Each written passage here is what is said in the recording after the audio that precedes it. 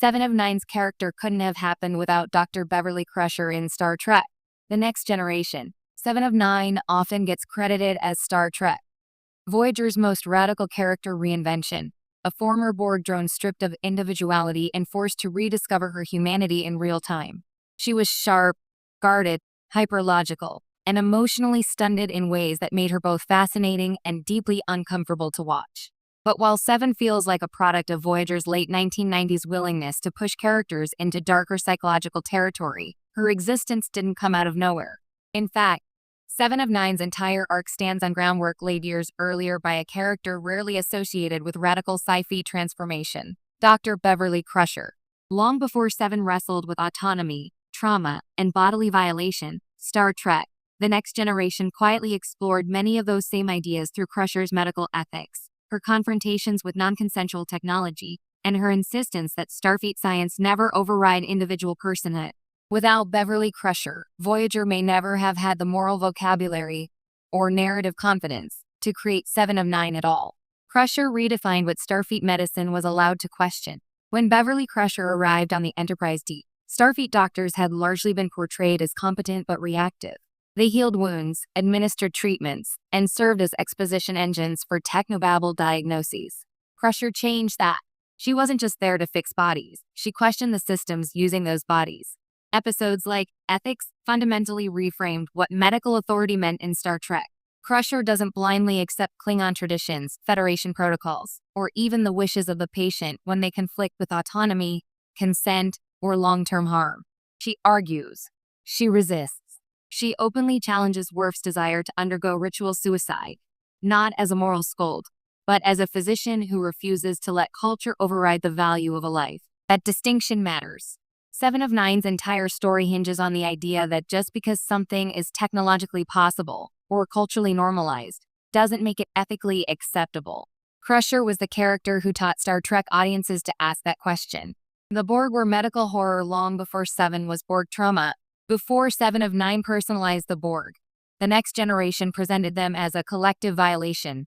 Bodies stripped of agency, individuality erased through invasive technology. And Crusher was often the lens through which that horror became intimate. In episodes like The Best of Both Worlds and I, Borg, Crusher confronts the Borg not as a tactical threat, but as a medical catastrophe. She examines Locutus not just as Picard, but as a patient whose body has been hijacked. Her horror isn't abstract, it's clinical. She sees the implants, the forced alterations, the physiological dependency engineered to remove choice. That perspective is crucial. Crusher never treats the Borg as monsters alone. She recognizes the person underneath the machinery, even when Starfleet Command wants to reduce them to targets or strategic assets. That exact tension, person versus system, becomes the core of Seven of Nine's narrative. When Seven struggles to reclaim her humanity, the audience already understands the Borg as something that happens to people, not something people choose. Crusher helped establish that framing years earlier. Crusher made consent a cornerstone of Star Trek storytelling. One of Beverly Crusher's most radical contributions to Star Trek was making consent non-negotiable, even in futuristic, high-concept sci-fi scenarios. Episodes like The High Ground, Suspicions, and Attached repeatedly place Crusher in situations where technology can override bodily autonomy. She resists every time, whether it's experimental treatments, alien procedures, or Starfleet-sanctioned risks. Crusher insists that informed consent is the line that cannot be crossed. Seven of Nine's arc is built entirely on the absence of consent. She didn't choose assimilation. She didn't choose implants. She didn't choose the erasure of her identity. Her trauma is not just emotional, it's medical, physical, and ongoing.